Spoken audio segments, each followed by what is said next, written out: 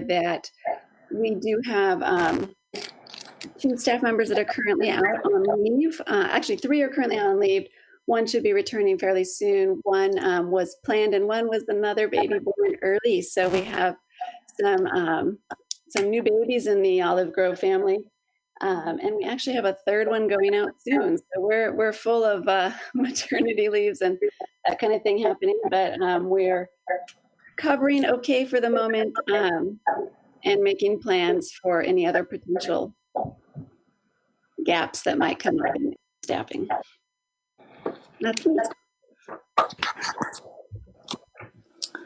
Well, that's great news. Thank you for sharing the good news about the new babies. And hopefully mom and family are all doing well across the school. Okay, I don't have anything new to report, and I actually just lost my agenda. So Meg, if you could help me out until I can get it up again, that'd be super The great. financial report is next. Okay. Sorry, I clicked the wrong button. I clicked to hang up instead of unmute. The next on the agenda then would be the financial report, which I'm going to turn that over to Madi. I will display the reports on my screen, and she will be giving you some information. I hope I do Kristen proud. I'm proud already. You're going to be great. You got this, girl. All right. Hello, everyone. The wrong one. Is it, Madi? It's the wrong one. I'm sorry. I clicked over to my... Oh, let me just do this. Sorry. I think I did the wrong. I want to start with... That was the correct one, Meg. It was? Okay. It You looked can like start with the June and then... Now I lost it. Meg, while you pull that up, I just wanted to make sure everybody knows that Parisa has joined us. Oh. Thank you. Hello, it's Parisa here. Hi. Hi, Frieza. All right. I think I've got the right one, Madi? 6, 7, Or Kristen? Yep. Starting with you. that looks good.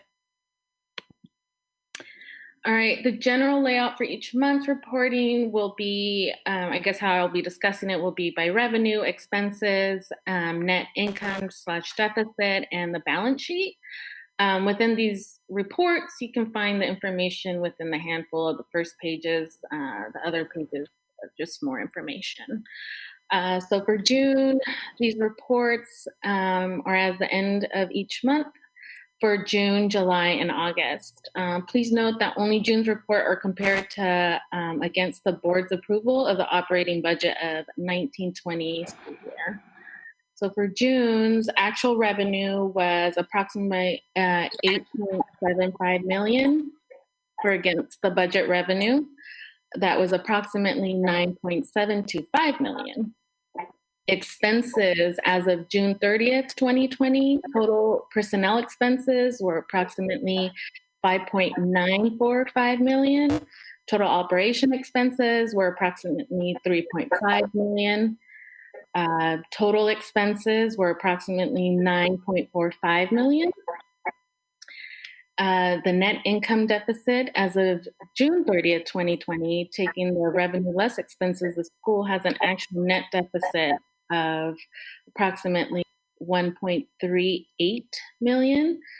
So consequently closing up the school at a deficit position, but we knew where we were at that time. The balance sheet as of June 30th, 2020, Olive Grove had approximately $2.15 million in net assets.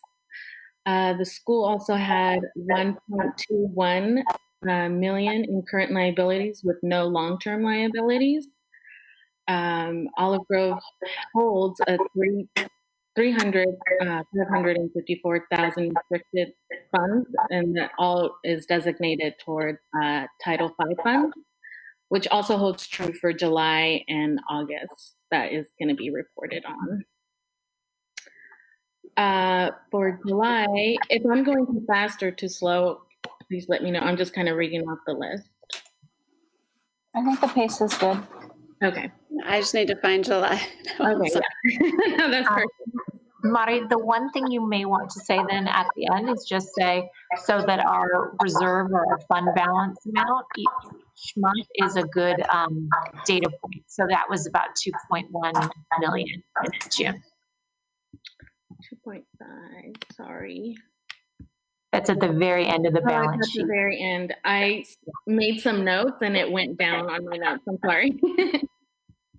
Yeah, so total liabilities and net assets of as of June 30th, 2020 was approximately 2.15 million with a net income loss of approximately 1.38 million. Sorry, I'm not sharing that one anymore. It's okay, yeah, sorry, I was just repeating what I had and then I didn't. But this is now July, so good. Now I'm on July, I'm sorry. All right, so for July, and now I'm just stating numbers. There's nothing to compare it to because we haven't approved it yet. So as of July 30th, 2020, our actual revenue is 628,000. Sorry, there's a lot of feedback, and I don't know if that's on my end or if someone's moving. Someone, if you can just put it, and it makes it hard for me to talk. I'm sorry. So expenses as of July 30th, total personnel expenses are 198,000. Operational expenses are 227,000 and total expenses are 425,000. Net income to deficit as of July 30th, taking the revenue less expenses, the school has an actual net deficit of approximately 141,000. The balance sheet, as of July 30th, Olive Grove has an approximate 1.72 million in net assets. The school also has a current liability of 926,000 with no long-term liabilities. Olive Grove holds an approximate 354,000 in restrictive, which was stated earlier. And total liabilities and net assets as of July 30th, 2020 are approximately 1.72 million with a net income loss of approximate 144,000. That was for July. So now we're going on to August.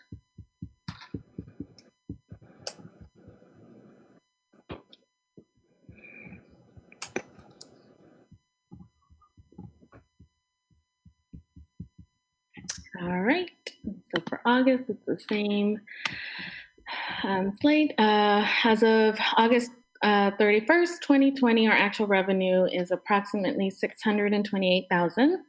Expenses as of that date as well, personnel expenses are 655,000. Operational expenses are 309,000.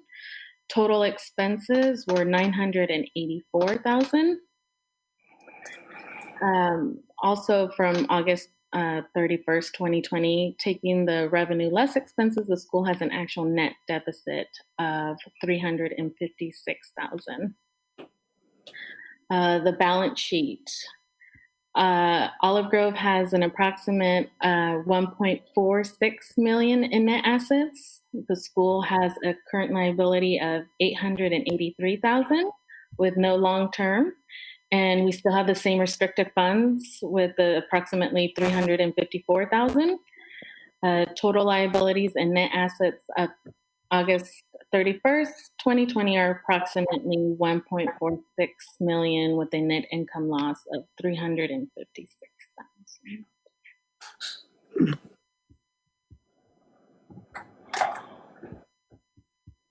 How'd I do, Kristen? A+, you crushed it. I guess, was there any questions? I know it kind of was rushed out, but I kind of wanted to keep it quick because I knew it was going to be a long meeting.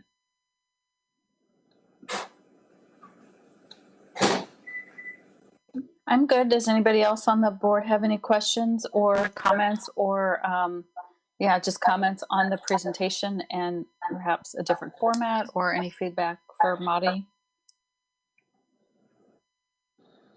I appreciated it. I appreciate the sum at the end. So Rachel, did you have something? Yes, please. Yeah, no, I love this. I especially like the little dots on the monthly book balance over time. And do we foresee having to sell any receivables? At this time, we don't, but there are a lot of different financing options that are out there right now, just with the deferrals that are planned for spring and into the early summer. So we'll be taking a closer look at that as we move into first interims to identify if we do anticipate any cash issues. But selling receivables would actually probably be our last resort, only because there are so many different financing options that are now available, unique to sort of this new deferral timeframe. Because as I'm sure you're aware, once you kind of go down that path of selling receivables, it's a slippery slope to get back out of it. And so we really don't want to go down that path unless we absolutely need to, and we shouldn't need to with the financing options that are out there. And sorry, my dog decided to start barking. No, that's good, because I never liked when we did that, and I didn't realize there's other options now, so that's good. Yeah, and they're new, and the rates are much more reasonable only because everybody's in this same boat now, so to speak. And so there are a lot of really good options out there should we find ourselves in the position to need to go to market and secure some financing. Okay, cool, thanks. Uh-huh.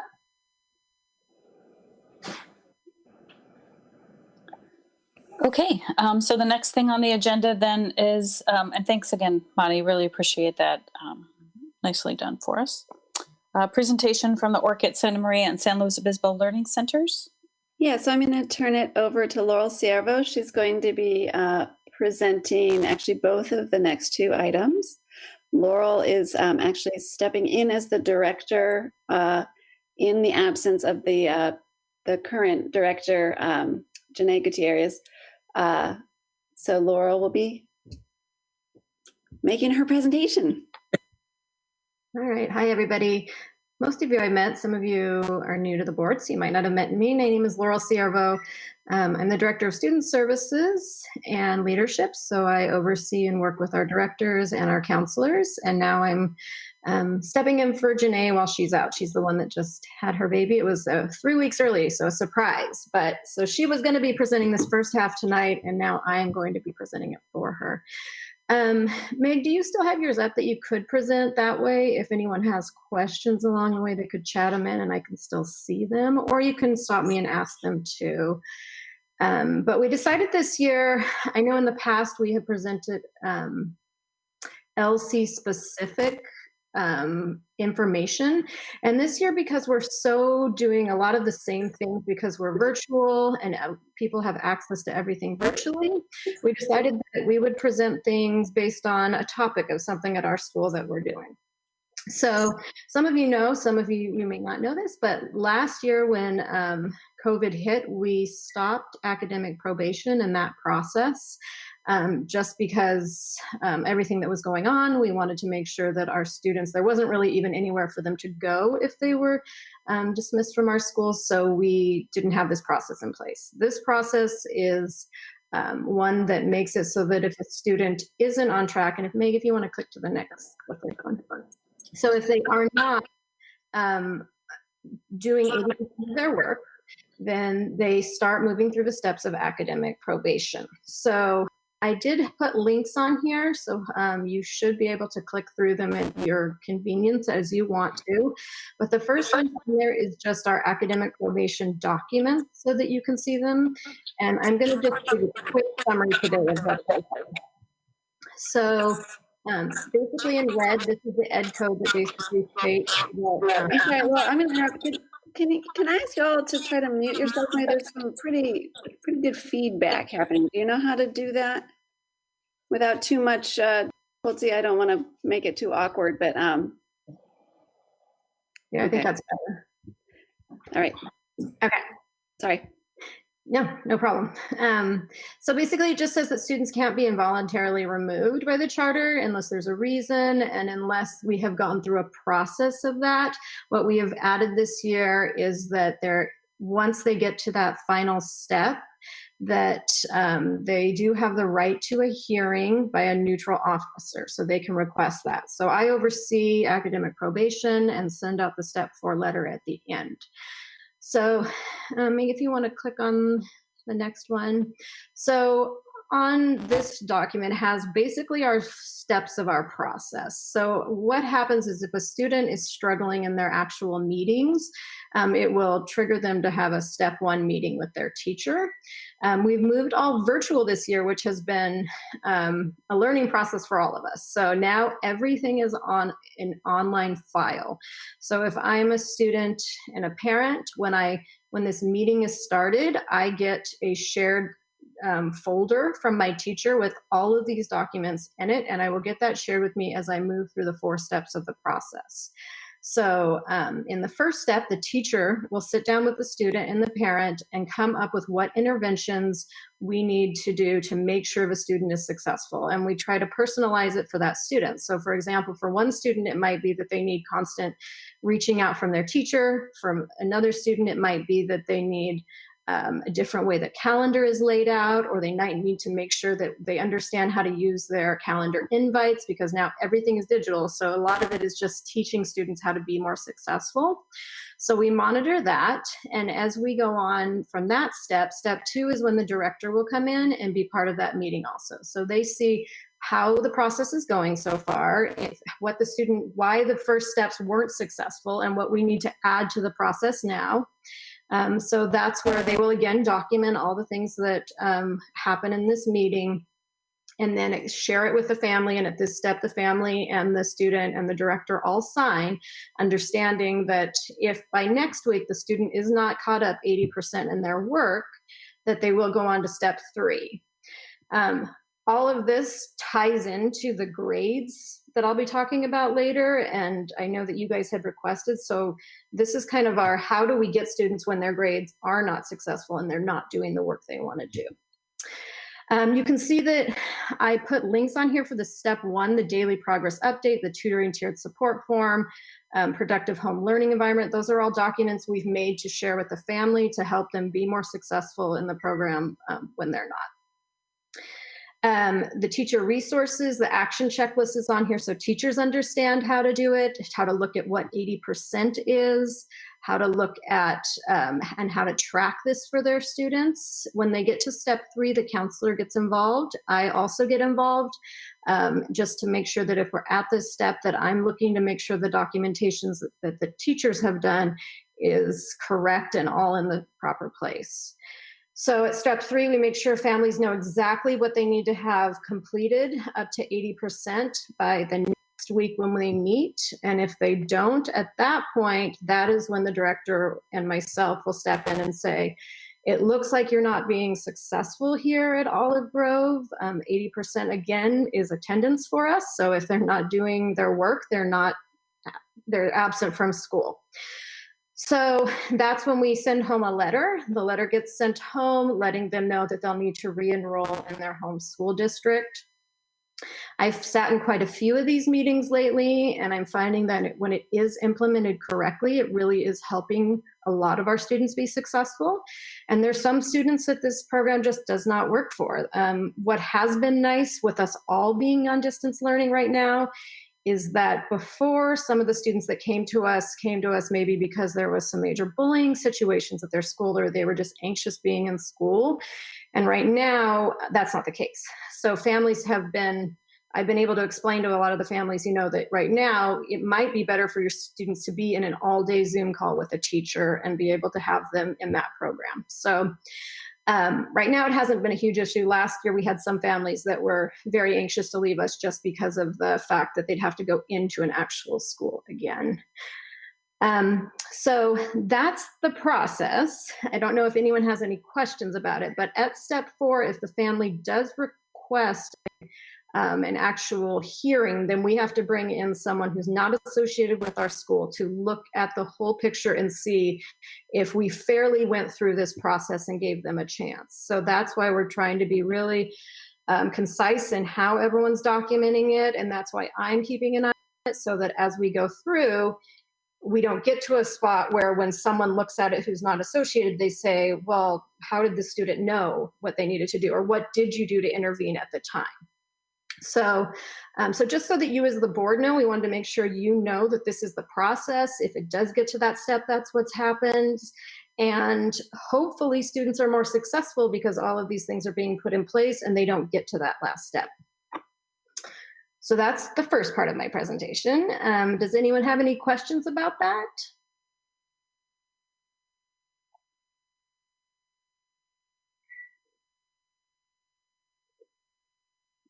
All right.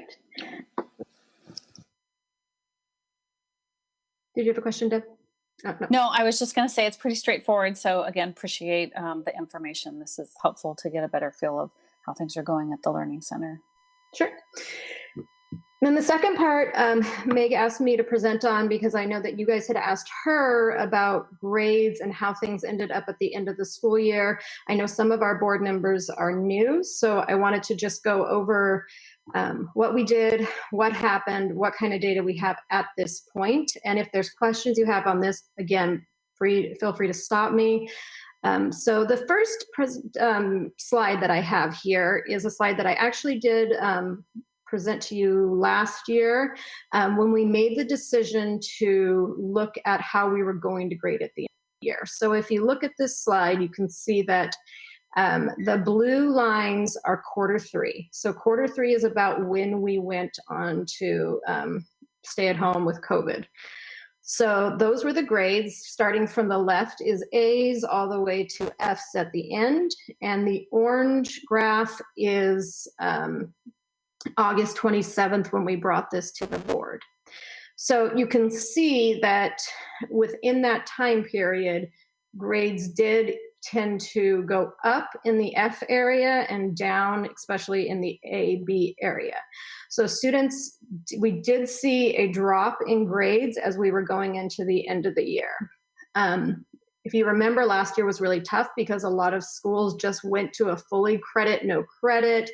There wasn't, a lot of schools did not have a lot of parameters in how long students were going to be in school, how things were going to happen. So we kind of stayed the same except for not being in the learning center. So we discussed this last year that we didn't want to penalize our students who were still expected to do the same things they were when other students at other school districts, it was very different. And some of them, for example, in Santa Maria, had the option of just going with their grades when we all went into COVID.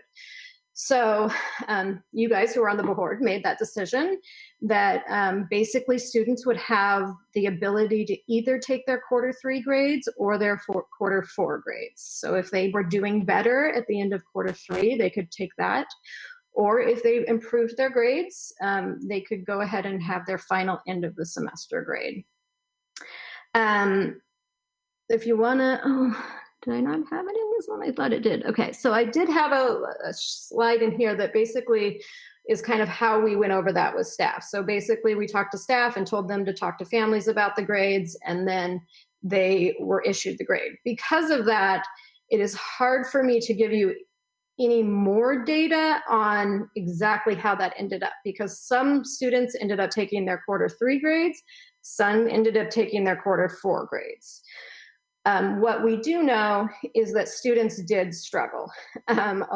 We did get a big enrollment of students right before we went into COVID, and those students had maybe 1 week before they were placed into this situation. And so a lot of them were not even very familiar with how our school worked. There was some struggles. That being said, you guys made it very clear that this year, even though you were going to grant that for grades, that was not going to continue into this year.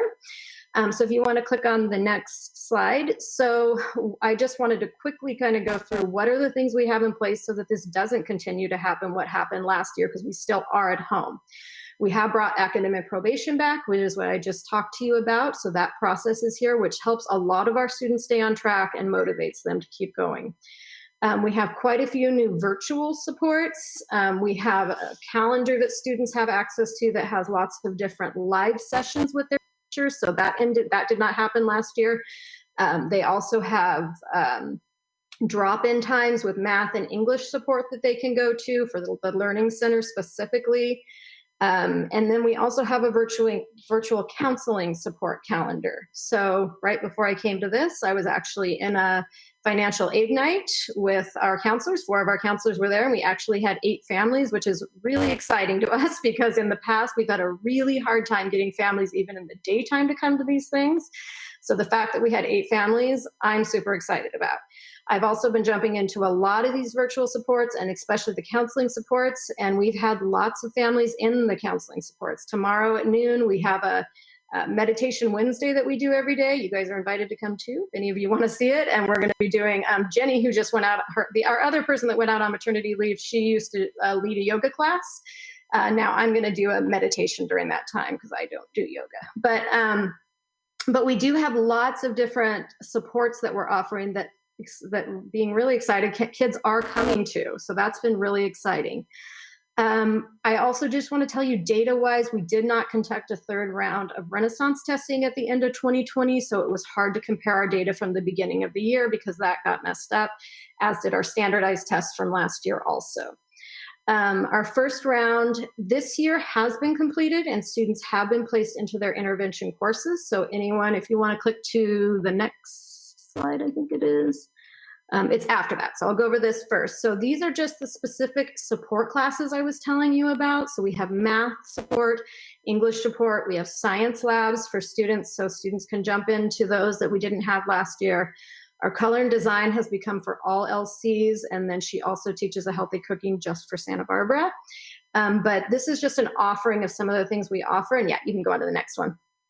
And then this is the intervention. So how students are chosen to go in their support classes.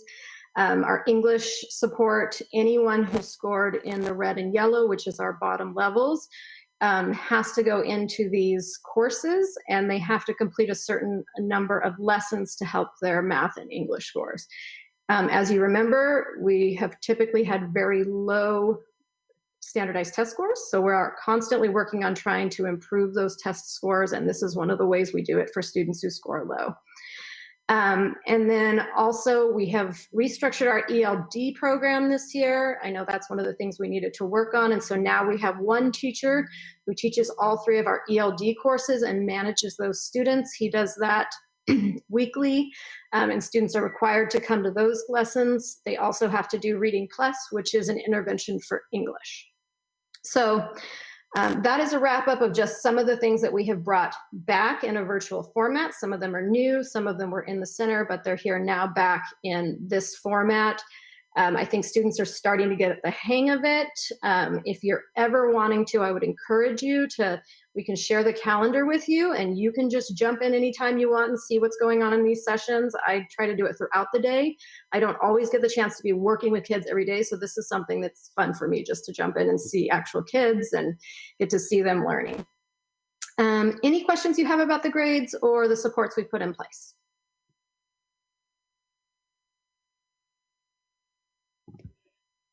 I'll just quick comment in case somebody is wondering but doesn't want to ask. ELD stands for the English Language Development, so it's for our English learners.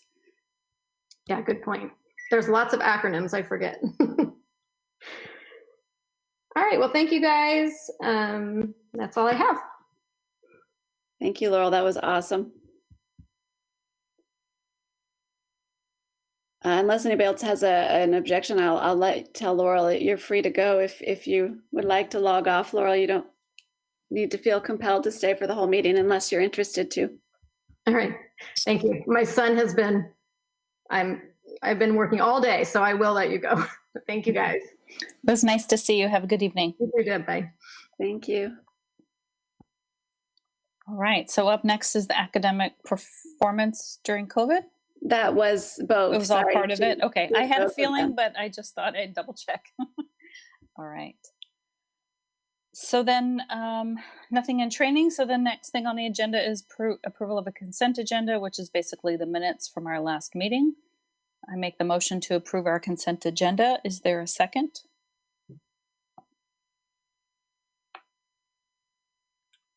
I'll second. Thanks, Lisa. Any discussion? Anything that needs to come off the consent agenda? All right, Summer, take us through a vote. All right. Deb Willems, Aye. Parisa Brown, Aye. Hank Galena, Hank's muted, but he did. I saw his mouth say aye, but if you want Okay. to unmute Hank. Jackie Height, Aye. Lisa Morales. Aye. All right. Motion passes 5-0. Hank, you have your microphone on mute. And Parisa Bottom. is with us. You can I ask don't know Parisa what as well. there. There you go. It's unmuted now. Perfect. You can that way. I We think have a lot Teresa did vote, Deb, so I think we're all good. Did she? Okay, sorry. Yeah, I Coffee. voted. Thank you. Thank you. Okay, so action items, the learning continuity and attendance plan. Are we, how do you want to do this, Meg? Well, they are each separate plans, so I did list them each as individual items. I think it would be probably a good idea to approve them each as a separate item, just to be all on the up and up. But I'll just quick remind you that these were brought for public hearing last week. I wrote my proposal about how we developed them, the stakeholder engagement that was involved, the whole process, and I do recommend approval. But I'm happy to answer any other questions if anybody has any about them. Well, I don't know. I'm kind of inclined to at least do them as a group since we have to do a roll call vote for each one. I can group it into the motion. Okay. Okay. So I make a motion to approve the draft 2020 learning continuity and acceptance plans for Buellton, Lompoc, Olive Grove, and Santa Barbara. So that's items A through D. Is there a second? I'll say, Second. oh,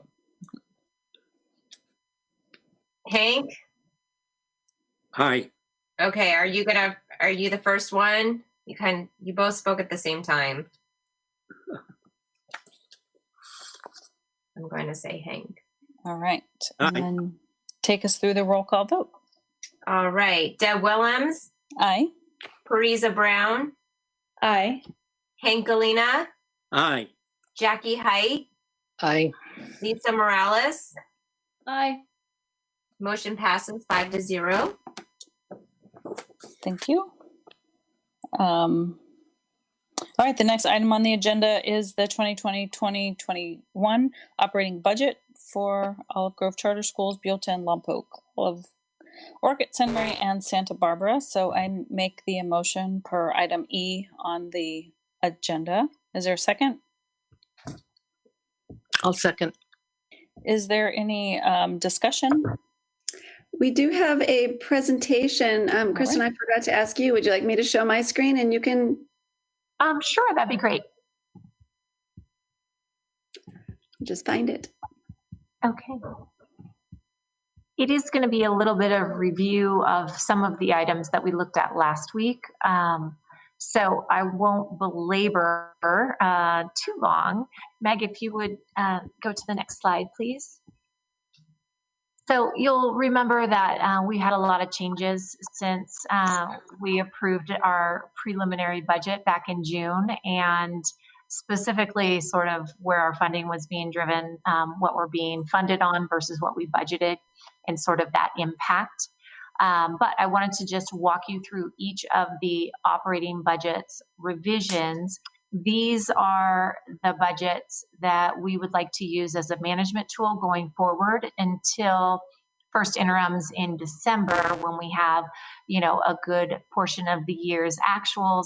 We take a new look at what the new reality looks like, incorporate, who knows, any new legislation that goes on. But this is what Meg, Mari, myself, everybody will use to sort of manage going forward for the next few months. So if we can go to the next slide, please. So Lompoc, you may remember our original 2021 budget, we were going to be in about a $74,000 deficit position. With the personnel cuts that were approved and enacted, we are looking to complete this year in a $252,000 surplus position. So definitely much more positive, and really completely attributed almost entirely to those personnel cuts. Any questions on Lompoc? Okay, hearing none. Next slide, please. Santa Maria, also we were going to be in a deficit position of $162,715 with some really substantial personnel cuts there. We're now in a positive $211,000 ending position. We did see some reductions in our revenue due to that ADA freeze, but those personnel cuts really helped turn that over to that positive surplus estimated ending position June 2021 of $211,000. Any questions on Santa Maria? Okay, moving to the next. Santa Barbara. Now, Santa Barbara, we were estimating finishing in a $230,000 deficit position. You will see our revenue was projected to be much higher. Again, it was based on our budgeted ADA, and our funded ADA is substantially lower. So even though we did have $260,000 in personnel cuts, you'll see we had almost a comparable amount in revenue cuts. So we are a tiny bit better, but negligible, but more accurate position, still a deficit $221,000 ending position. And really it's largely attributed to the space rental. That is just a sunk cost. And with our ADA and enrollment, our hands being tied there, it's just a tougher nut to sort of overcome, but we will continue to watch that and see if there's other operational expenses that we can, fine tune and better that position. But the revised budget is pretty similar from an ending position, very different from a revenue and expense position you will see. So deficit position of $221,000 for Santa Barbara. Any questions there? Okay, next. And finally, Buellton.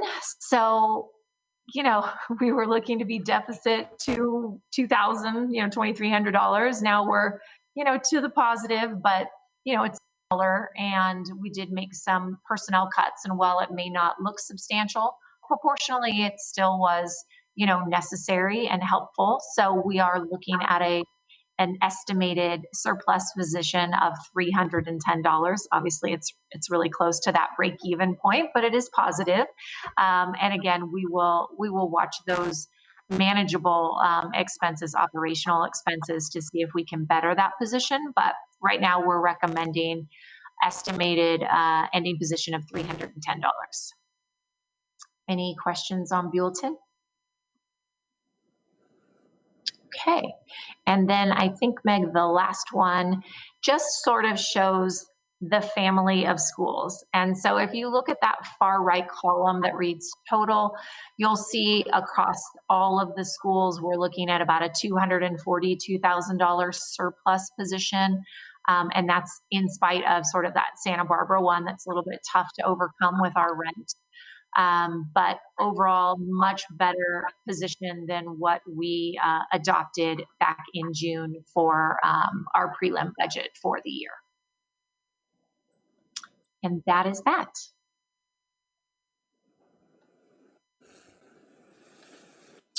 Thank you for that. All right, board, are there any questions about where are we at? Item 8E on the agenda. Any further discussion? Okay, that being the case, Summer, go ahead and take us through a vote. Absolutely. Deb Willems. Aye. Parisa Brown. Aye. Hank Galena. Aye. Jackie Height. Aye. Lisa Morales. Aye. Okay, motion passes 5-0. Next item on the agenda is the unaudited actuals for each of the areas: Buellton, Lompoc, New Kiama, Orchid, and So- Santa Barbara. Deb, if it's okay with you, I have a summary that walks us through each of the positions, but puts it all in one sort of visual. And then the motion could be to approve items, whatever, through whatever, Mhm. because you have each of the individual UAR reports that you were able to look at, if that works for the board. Okay, that's what I was kind of thinking. Okay, Then let me present. while you do that, let me just make the motion, get the second, and then we can open up for discussion and review all that good stuff. Okay, so I make the motion to approve items in the action item agenda 8F through J as agendized. Is there a second? Second. Thanks, Hank. All right, the floor is yours. Thank you. All right. As you heard earlier, when Mari went over the June ending positions, you might recognize this, $1.3 million loss position. What I wanted to highlight here, because as we go through the UARs and their ending positions, it's somewhat misleading in that we're leaving out sort of the CMO, that 010 location that does in effect have some transfers to each of the locations to maintain that 5% reserve. So I really wanted to give good visibility to the fact that the entity as a whole had an outgoing cost of $1.359 million. And you'll see where they came into each of the individual locations. So that 1.38 million loss was what Mari had reported on. And so I just wanted to highlight 1.36 million of that really was offset from sort of the central office function. Are there any questions on that before I just go through revenues, expenses, and ending positions for each location?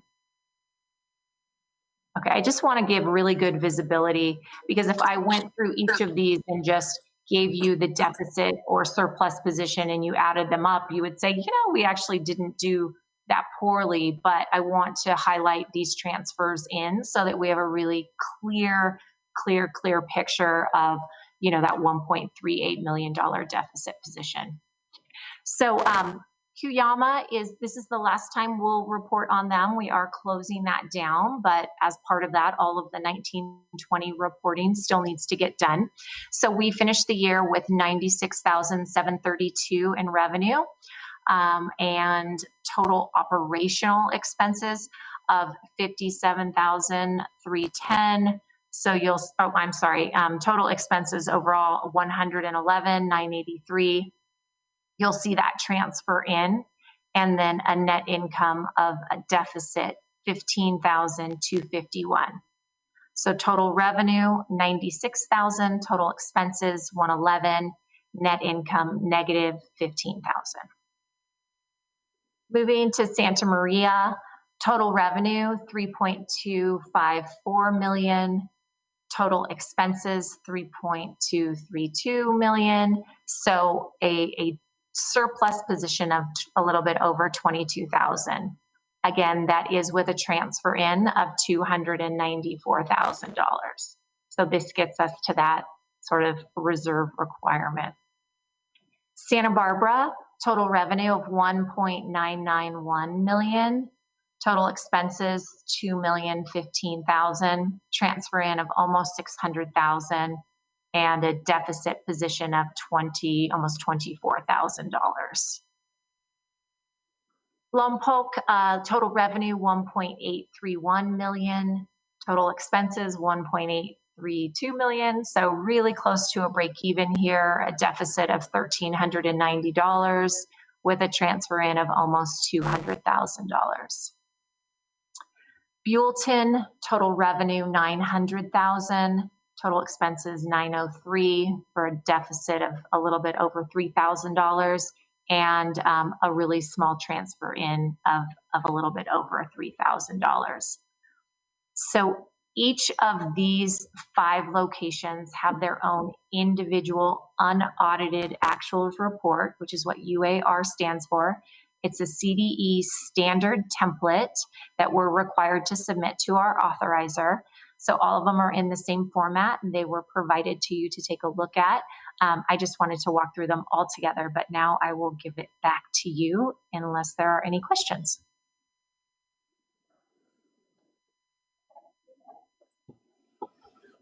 All right. Well, thank you for that overview. Really appreciate the information. Any discussion or questions from other board members? We're all so quiet today. All right. Well, I'm sorry. go ahead. I have a technical question. It's my eyeglasses, but the slides I find very difficult to read because they're so the slide is so small. Is it me or is it the Google slides? It may be that you're on an iPad, so it's a smaller screen too. I'm not gonna lie though, Hank, it's an eye chart sometimes. The good news is we're getting rid of one of the schools, so the numbers will proportionally get a little bit bigger going forward, I promise. Read it, but it's difficult because I downloaded the slides. Mhm. And if you're looking at them yourself, you can select presentation view, and that will blow it up to the Right. largest possible that your screen would allow. Right, I finally figured that out. Thank you. Uh-huh.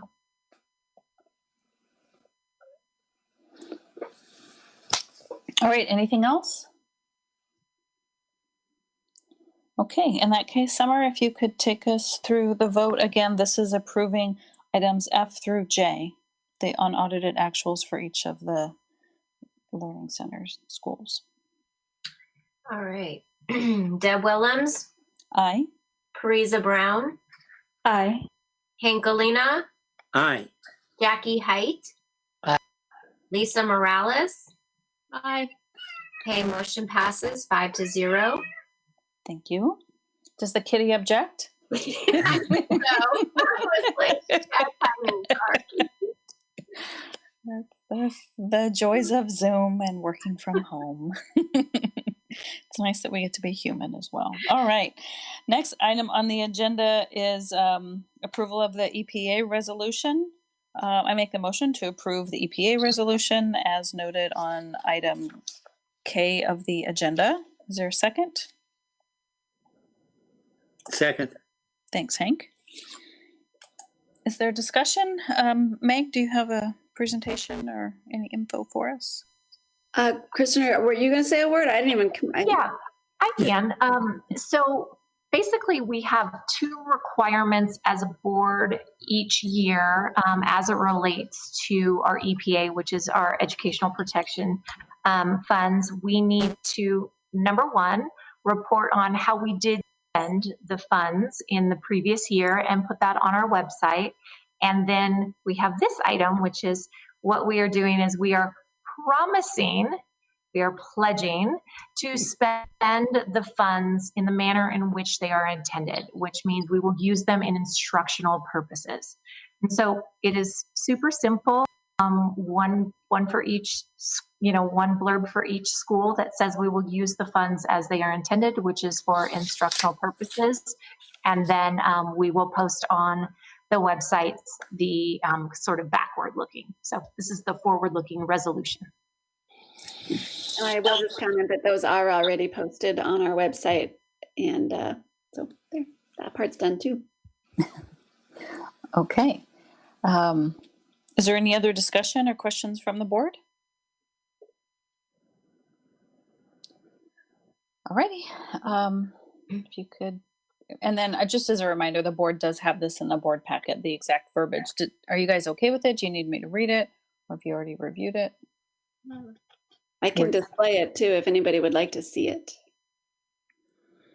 It might be nice to put it on the screen just in case folks didn't get a chance to look at the board packet in advance. Sure. Just let me find it in this big packet here. I really appreciate how well organized it is with the letter and the number in the letter, and I can find things pretty Tried. quickly. You did a good job. Yeah, I second that. It was fantastically organized. Oh, good. All right. Well, here oh, that's probably too big. Oh, boy, I can see that now. Yeah, I got to make it a little bit smaller, otherwise it won't show. Oh, yes. All right, there are the actual statements for each of the schools. And we're back to the 4 because New Cuyama is no longer for this coming year. Mhm. So that's but that's not the EPA. The EPA resolution documents a little, but those are the actual statements. Is that what the deal is? Right. So we're Okay. approving this statement for how we plan to use or how we're pledging to use the funds going forward, correct? Because the way we did spend them doesn't need to be board approved. They're just already posted to the website. Correct, Kristen? Yes. So this resolution we need to do once a year about this time.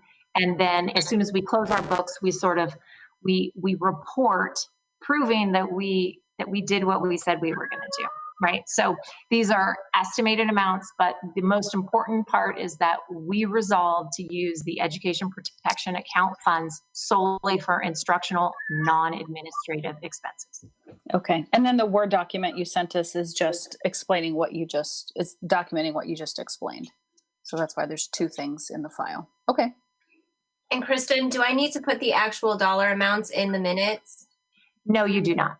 Okay, thank you. Any other comments or thoughts from the board? All right, Summer, you're up. All right. Deb Willems, Aye. Parisa Brown, Aye. Hank Galina, Aye. Jackie Height, Aye. Lisa Morales. Aye. Okay, motion passes 5-0. Thank you. Next agenda item L. I make the motion to approve the Con App application for federal funding for each of the Olive Grove Charter Schools, Buellton, Lompoc, Orchid Santa Maria, and Santa Barbara. Is there a second?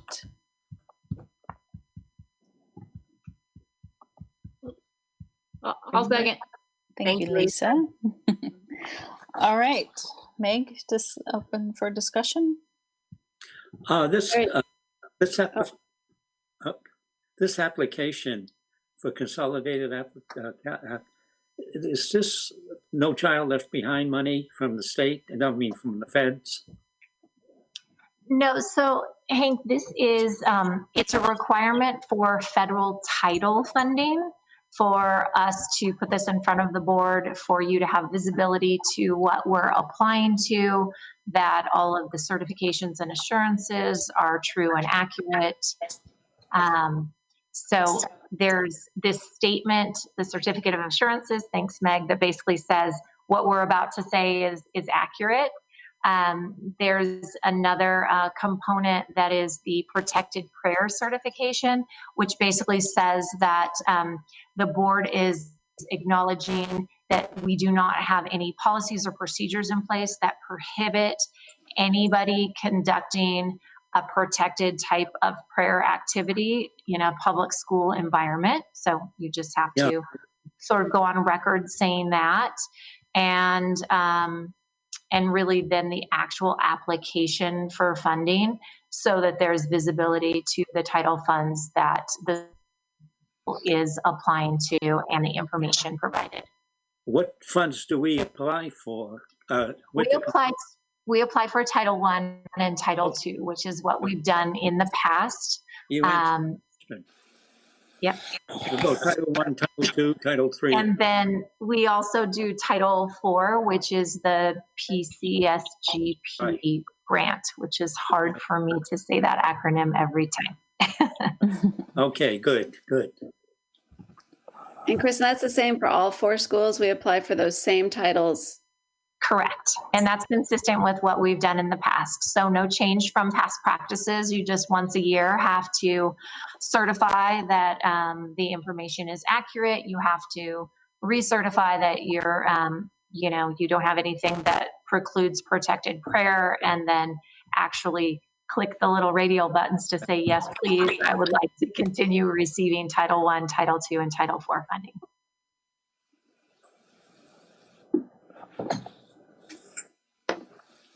Thank you for that. Any other thoughts or comments or background info before we vote? All right, in that case, Summer, you know the drill. Deb Willems, Aye. Parisa Brown, Aye. Hank Galena, Aye. Jackie Height, Aye. Lisa Morales. Aye. Motion passes 5-0. Thank you. Next item on the agenda is letter M under 8 is approval. So I make the motion to approve the extension of the term of the lease for the Orchid San Maria facility that will renew and extend the lease until July 31st of 2023. Is there a second? Second. Thanks, Hank. All right, Meg, what do you got for us?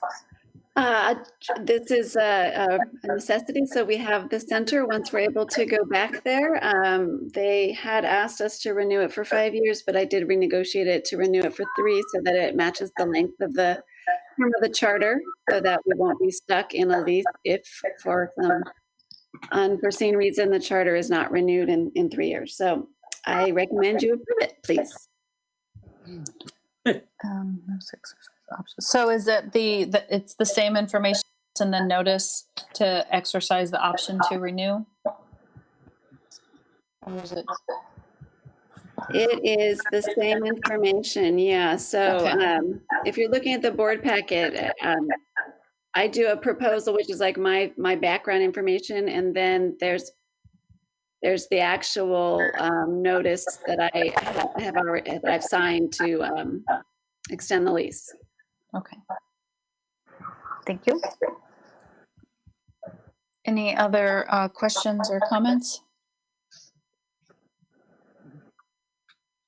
All right. Summer? All right.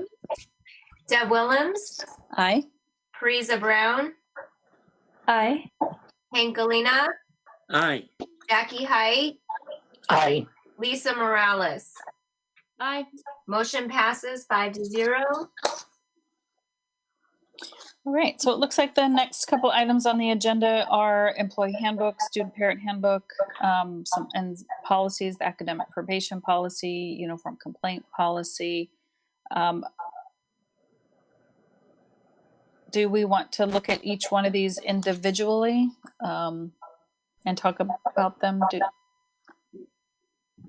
So just a general That's question up for to the you. I board. can Yeah, run through some of the basics of what changed, if anything, in each one, if you like, and then you could do them as a whole or however you prefer. I think maybe we'll just do them one at a time. So I make the motion to approve the employee handbook. Is there a second?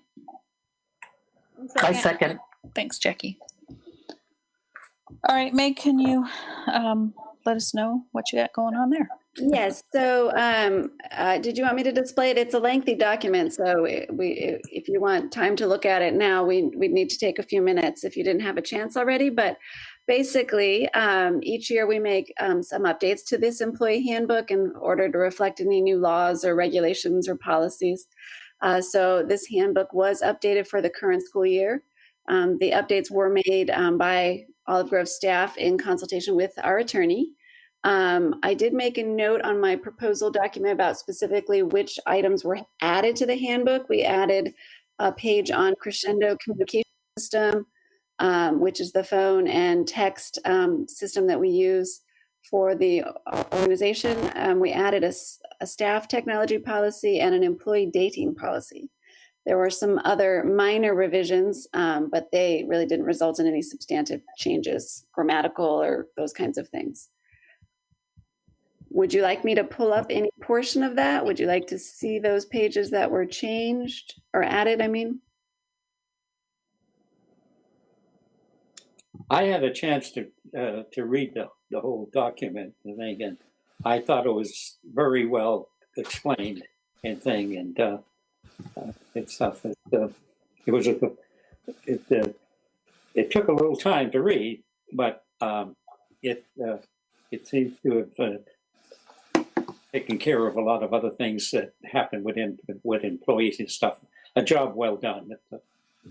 Thank you. Yeah, we will, just so you know as well, after it's approved, we will send it out to the staff and we do ask them to sign an acknowledgement that they've received it and reviewed it. I feel like we're a little late on this, to be honest, because it's already, a month into school or more, but the attorney was taking a little while getting back to us, and then the timing is what it is. So here we are. I have some questions on a couple things, please. Mm-hmm. Yeah, go ahead, Lisa. Okay, so on page 7 under tuberculosis testing, the first sentence says all employees of the school must submit written proof from a physician of a risk assessment examination for tuberculosis within the last 60 days. Period. So is that like from their start date, or like what when do we start counting the 60 days? Well, actually, I think that would be, I think it's every 4 years. Oh, wait, no, all employees are under TB risk assessment. Oh, that's a good question. I know I just got a TB test when I was hired. Before I started, I got the test. The public schools is every 4 years. I think it's probably every 4 years. And the thing is, you can do that risk assessment instead of the test usually, but it's not clear in the way it's written. Yeah, it does also say all employees will be required to undergo a TB test once every 4 years. If the risk factors are found. So yeah. I think it's not clear, but I think that the practice is upon employment and then every 4 years thereafter. Mm-hmm. I would recommend that since this wasn't a part of the handbook that was updated, that maybe Meg just take an action to review that section and put some clarifying words, and then we can review it when it's ready. Sure, I'll do that. Yeah, okay.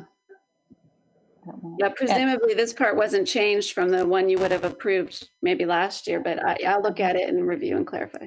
Okay. What else did you find, Lisa? Oh, don't ask. No, it's good. I appreciate you taking the time to read through it. That's what it's perfect. Yes, my whole afternoon. Okay, so in the next section underneath that, immigration compliance.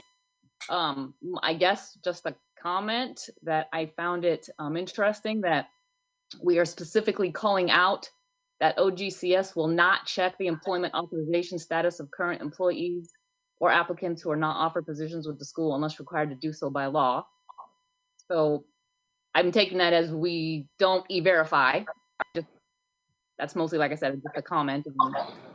I think that's only if we interview and don't offer somebody the job, then we're not going to go ahead with check their employment status until we decide to make the offer, is the way I look at that. Of current employees or applicants who are not offered positions. I mean, yeah, I get that part. But anyway, I just current employees, that is odd, but yeah, okay. Okay, and then on page 46, hold on, let me scroll.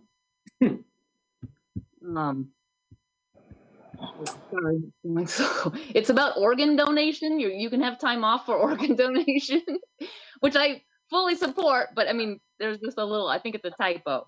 Hold on, I'm almost there. Okay, yeah, so down on under bone marrow and organ donor leave, there at the very bottom of page 46, eligible employees who require time off to donate an organ to another person may receive up to 60/30 work days off in a 12-month period. I think we didn't know which one we were going for, and we forgot to take one out. And I believe on it does specify 30, so that's just a typo, I think. I will have that fixed. Yeah, good catch. That's all. I'm going to send it to you before we do it. Bring it up. I know, I'm sorry. Don't apologize. No, this is great. I'm serious. This is always your thing. Every year you're on it. I'm sorry. No, is there more? No, I'm good with this one. All right. Was there anything on any of the changed items or updated portions of it? No. Okay. That's good. Anybody else? Super. I appreciate you taking the time to look through it, Lisa. It's helpful. I'm sure this is one of those things that if you stare at it every day, it's just easy to overlook something. So it's nice to have that fresh set of eyes. Yes. Definitely. Absolutely. Okay. Well, if there's no other comment, then let's go ahead and take it to a vote. Okay. Deb Willems, Aye. Teresa Brown, Aye. Hank Alina, Aye. Jackie Height, Aye. Lisa Morales. Aye. All right, motion passes 5-0. Thank you. Next item, I make the motion to approve the 2020-2021 OGCS Student Parent Handbook. Is there a second? I'll second. Thanks, Lisa. Meg, can you walk us through updates and changes and your discussion points? Sure. Again, each year we make updates to this handbook for students and parents and guardians in order to reflect any new guidance or laws or required notifications, as well as if there are any changes to the school's programs or policies. Therefore, this handbook was updated for this year. Revisions were made by staff. The following sections were added. These were things, so the plagiarism policy was added. That was a previously approved policy, or I dug that one out of the archives, so to speak. So I added that to the handbook. The student behavior and communication contract is a document that is used with students. We updated it was used last year, and then we updated it for this year to reflect standards of behavior in the online environment. And it also has a section for when we return to the centers. It's a document that we ask the students to actually sign. And then I insert it in the handbook as a secondary reference point too. I added a piece about mental health resources and human trafficking prevention resources. These are actually some things I will bring back to you at a future agenda that are required notifications that we have to make. So I put them in the student handbook for now, and then I will bring back at a future date for a board approved policy in terms of our policy on these notifications for mental health resources and human trafficking prevention resources. The policies that were updated, that were previously in the handbook but were updated were the academic probation policy and the uniform complaint policy and procedures. So now that I'm thinking about this, I probably did this a little backwards, or we might be combining these with the next two items, because if you approve the handbook, then you've essentially approved the probation policy and the uniform complaint policy and procedures, since they are included in this handbook. So I can speak quickly about what the updates were to that. But other than that, other minor revisions were made, such as I changed the order of some of the things, some grammar spacing, those kinds of things. So how would you like me to handle the probation policy and the uniform complaint policy and procedures? Would you like me to address what those updates were now, and we can take them as a group, all three of these items? Yeah, I'm good with that, like you said, because if you approve this, then it's kind of, by default, you're already. Right.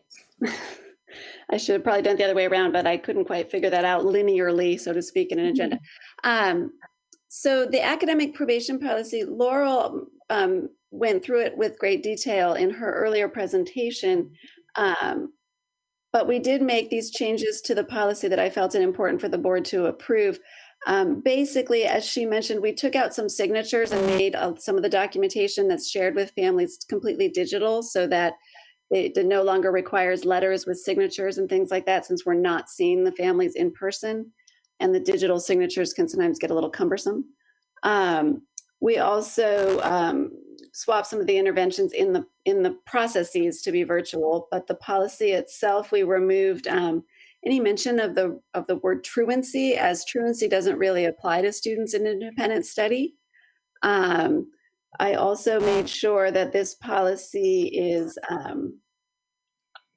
compliant with required processes and the student rights for involuntary withdrawal. As Laurel mentioned, we now offer the right to a hearing from a student who we are intending to withdraw for lack of work completion or lack of attendance. We also are required to make a 5-day notice before we involuntarily withdraw a student. So that step 4 letter that she mentioned is a letter that is formal. We actually do mail that letter home as well as email it. And that letter serves as the 5-day notice that we intend to withdraw the student involuntarily. And then it also informs the student of their rights to request that hearing. So that is reflected in the updated academic probation policy. And the uniform complaint policy and procedure is very minor update. I just updated the policy to reflect myself as your designated compliance officer, which is on page 2 of the policy and procedures, as well as on page 2 of the related form of the policy itself. I didn't make did I make a note of which page it's on in the handbook? Oh, it's pages 21 to 26 in the handbook. So again, I just inserted my name as the designated compliance officer in that policy. Other than that, there were no changes to the policy. But the board, the uniform complaint policy and procedure does say that the board will designate this compliance officer. So I felt that it should be brought to you for your approval in order to designate myself. Okay.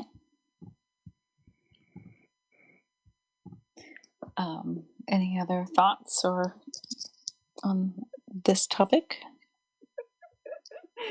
Are we ready? All right, bring it on, Lisa. No, these are really easy. Good. Super easy on this one. Okay, in the academic probation policy, it's total typos. I mean, that's all it is. No big deal. It says in that very first paragraph underneath the header, it says second line down, the LC director, or should say or designee, right? It's a typo. I'm sorry. It says of, and then on the top of the second, so on the second page of that, it also says the first sentence. It also says the same thing. The LC director should say or designee. See, super easy. And then on the where am I? The plagiarism policy. In the examples, the second example down where it says quote, it says paragraph 3 of the explains. So I think maybe of the needs to go away, I guess. Like, I'm sorry. Yeah.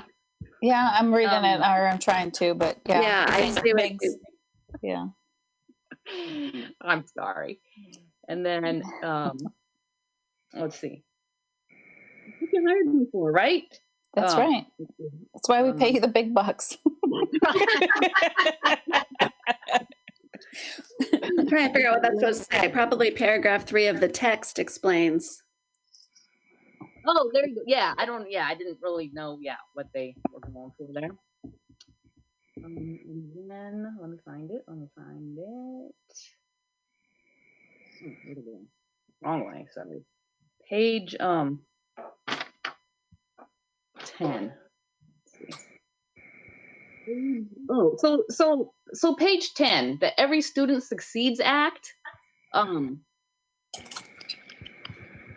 just was a little like, because it's the student and parent handbook, so everything in here is about the Olive Grove dress code and the Olive Grove plagiarism policy and the Olive Grove. So I was kind of confused as to why this was thrown in there. Were we looking for bulk?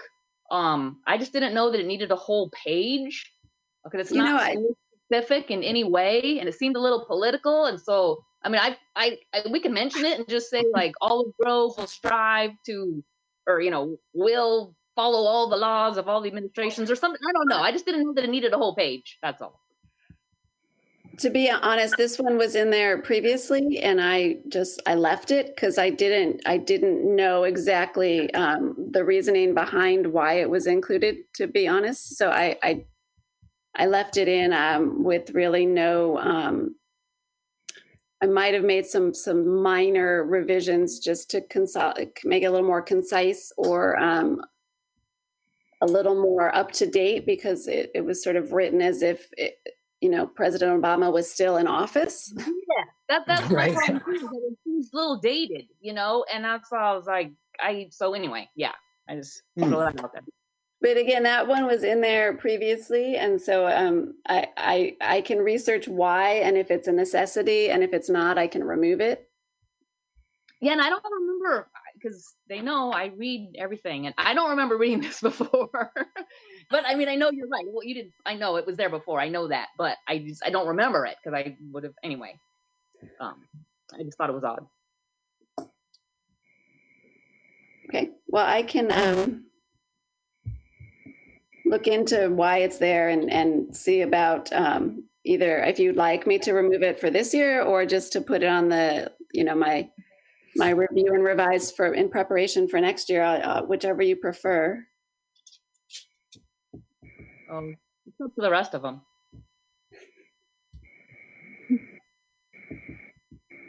What do you recommend, Lisa? You've clearly spent ample time reviewing, so we are interested in your recommendation. No, I mean, like I said, I guess this is a good thing to point out, but I think it just needed to be more like, Olive Grove, is invested in the Every Student Succeeds Act, or you know what I mean? Just make it more to the school. It's just like this blank, generic, press release on this act. Like, okay, but what is Olive Grove doing to, follow this specifically, or leave it out? I don't know. I didn't know, but.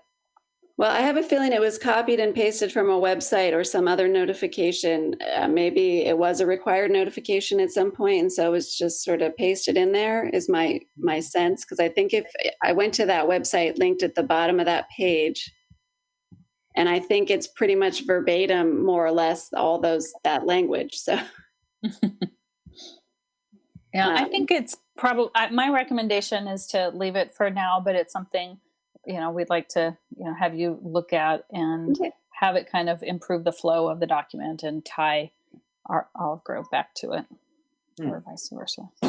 That's what I recommend. Anybody else? I don't want to derail the whole thing over this one page. Yeah, I got no problem with that. I just didn't understand why it was there, and like how it didn't directly relate back to the school.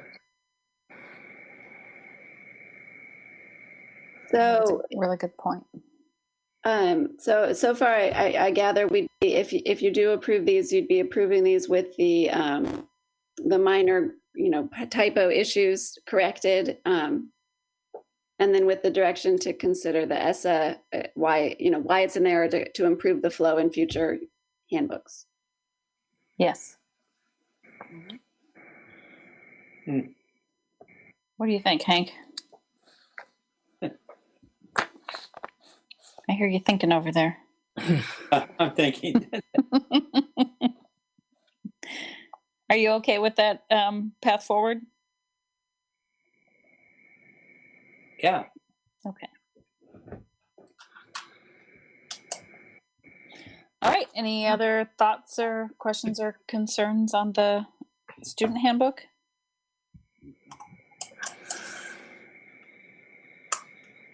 Do we want to just do them all separately, or do we want to amend the motion to approve OP and Q all together? I think we should amend the motion. Okay. I make a motion to amend the motion to approve Agenda 8, letters OP and Q together as documented on the agenda. I second. Thank you. Okay. And I'll take you into a roll call. Deb Willems. Aye. Parisa Brown. Aye. Hank Galena. Aye. Jackie Height. Aye. And Lisa Morales. Aye. Motion passes 5-0. Thank you. Right. The next item on the agenda is the Student Technology Policy and Acceptance Use Agreement. Right. So this one, It replaces a previous technology use agreement, which was, pretty much inadequate in addressing all of the potential issues that arise with the student use of school-issued devices and school-owned technology. So this policy and the acceptable use agreement contained therein, it's much more thorough. It was developed in concert with our attorney as well as staff members who made revisions to individualize it to meet our organization's needs. The final version was reviewed by the attorney, so I request that you approve it. Okay. Yep. Any other thoughts or concerns? Do we have to move first? Yeah, I'm getting there. Yeah, we're kind of.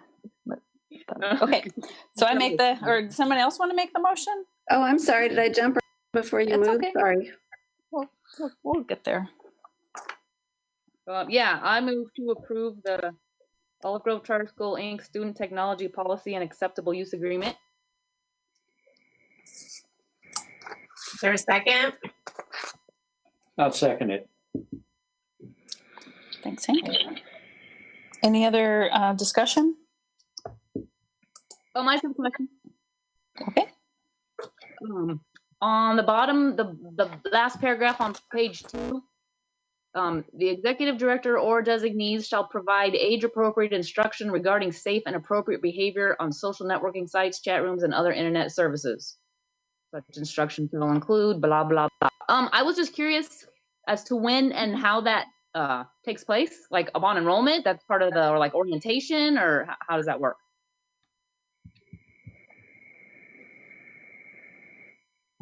I don't know off the top of my head. As it's a new policy, I'm not sure that there was anything like that. I'm trying to think of. I do know there is some appropriate use in like orientation and in conversations that teachers, advisors have with their students. But we would need something probably more formal, just as an introductory, like netiquette. Provide the internet etiquette. Yeah. Oh yeah. No, Something that's interwoven, I know, in a lot of the because all the curriculum's online, and then the teachers are having conversations a lot regularly. But because the curriculum's all online, there's a lot of conversation about appropriate interactions on internet. But I don't know if we have something that would be kind of that synopsis formalized instruction. But I will make sure that we do. Right, because I don't want it to say that we do it and then we don't do it. No, I hear you. Yeah, that's great. Yeah. I was just curious, like, how and when does that happen? Because it doesn't say there, but yet we say we're doing it. So it must happen at some point. Yeah. I think it's a good point. It would be nice, and maybe, Meg, at our next meeting or something, it's something you could cover during your report, is just kind of help us better understand how do we, or just say that, yes, we have a plan and this is how you execute it. Yeah. Okay.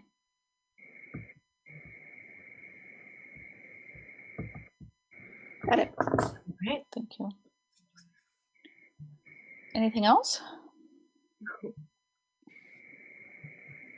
Okay. Summer, All let's right. bring it to a vote. Deb Willems, Aye. Teresa Brown, Aye. Hank Galina, Aye. Jackie Height, Aye. Lisa Morales. Hi. Motion passes 5-0. Thank you. Alrighty. And 1-year contract with Flip Switch. So I make the, are these separate? Do you want to keep them separate, the Flip Switch and Go Guardian? It's totally up to you, whatever you prefer. These are, yeah. Yeah, okay. Make the motion to approve a 1-year contract with Flip Switch.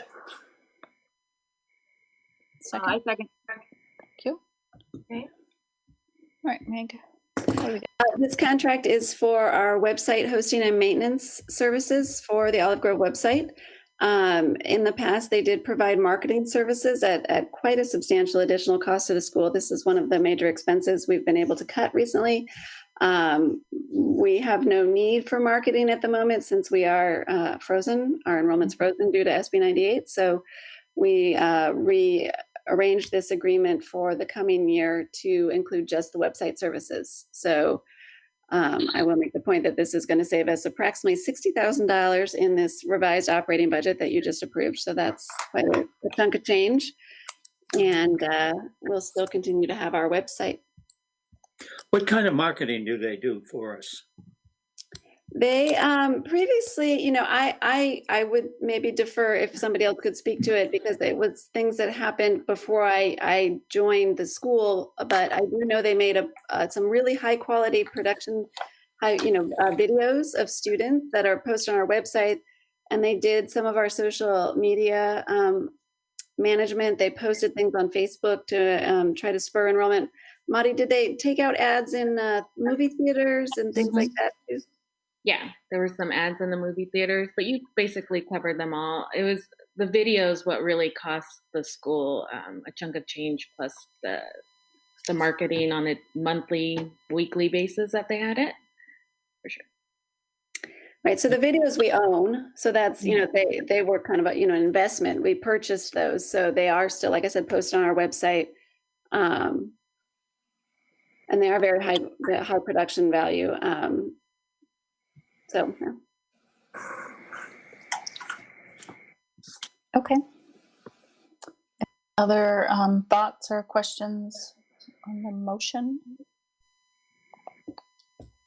Okay. Deb Willems, Aye. Parisa Brown, Aye. Hank Galina, Aye. Jackie Height, Aye. Lisa Morales. Aye. Motion passes 5-0. Thank you. Next item is I make the motion to approve a 1-year contract with Go Guardian for monitoring, managing, and filtering student Chromebooks. Is there a second? Second. Thank you. So this, is a really important piece of keeping our students safe online. We do have a responsibility to provide content monitoring and filtering on our school-issued devices to make sure that any harmful or inappropriate content is inaccessible. I believe this also has some sort of screening components. I shouldn't speak out of turn on that one. If this is, anyways, I know it monitors and filters out the inappropriate content. We did have a free trial of this for a period of time, and we decided we would like to extend it to secure the services for the year. That answers my question.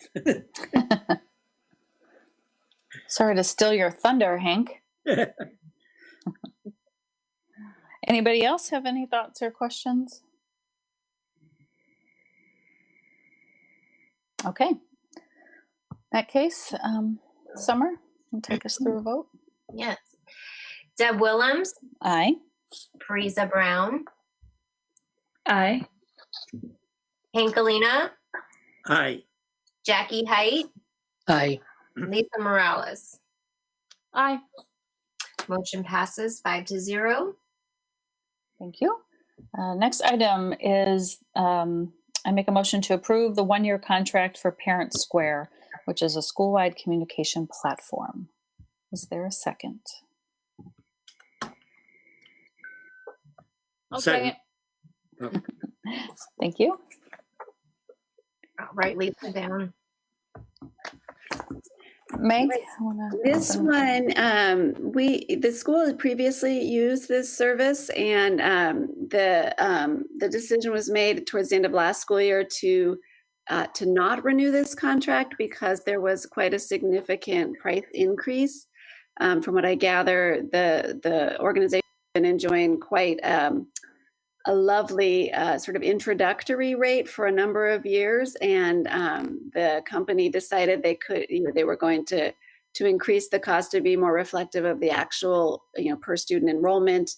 That's how they decide their costs nowadays. So, the contract was not renewed. However, I have experience with this company as well in my previous place of employment, and this platform is really helpful for sort of all at once communication across each of the learning centers and organization wide to increase the efficiency of communication with families in particular, to get messages out, newsletters, regular updates, those kinds of things. And we are struggling a little bit without this kind of communication platform in place. So even though there was a hefty increase in the price, I do think it's worth the cost. And so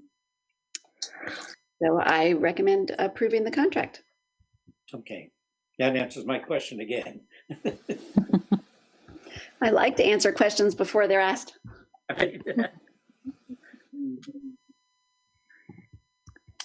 Okay, and then this gets us all the way to September of next year as well. So it's a full year contract. Okay. Any other comments or questions?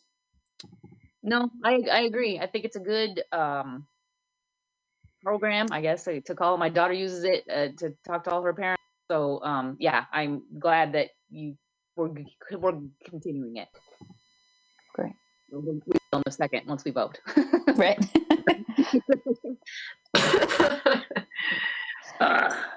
All right.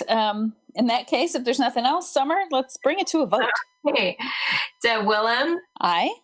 Parisa Brown, Aye. Hank Galena, Aye. Jackie Height, Aye. Lisa Morales. Aye. Motion passes 5-0. Alrighty, and the last but not least item under section 8 of our agenda is approval of membership contract for A+. So I make the motion to approve membership contract for A+. Is there a second? Second. Thanks, Hank. Okay, the A+ organization stands for the Association of Personalized Learning Schools and Services. It's a statewide organization that's exclusively dedicated to schools like Olive Grove, those that are advancing this personalized learning model. Every school in the organization is a non-classroom based program all across the spectrum of different models for this kind of instruction. This organization, I have previous experience with this organization in my previous place of employment, and a relationship with the founder who, I shouldn't say I have a relationship. There's no personal relationship except for professional relationship that we developed over the years of working together is what I should say. He is just an avid advocate for schools like Olive Grove. He works tirelessly going to the state capitol and attending hearings and advisory commission meetings and state board meetings, and he speaks regularly in front of the Senate or the House in terms of voicing his opposition or support for legislation that impacts schools like ours. He's recently had quite a number of articles and news bits in relation, in response to SB 98 in particular, the funding, the growth freeze bill. Anyways, so we would get a lot out of this membership in terms of advocacy, networking, information. He consults in programs if we ask, and all those kinds of things, the other things that I've listed in my proposal. So I would recommend approval of the contract for membership for a year. We're only membership. I was only asking for membership in one school. Due to budgetary reasons, that's the amount of money that I could fit into the budget.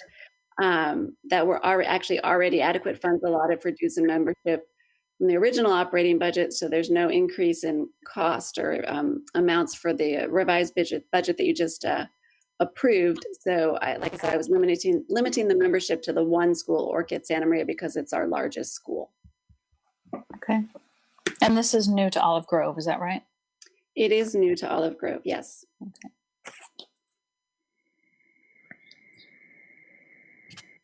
And I'm sorry, maybe I missed it, but do they, other than them being an advocate, do they also provide like any training, or is it mostly networking and?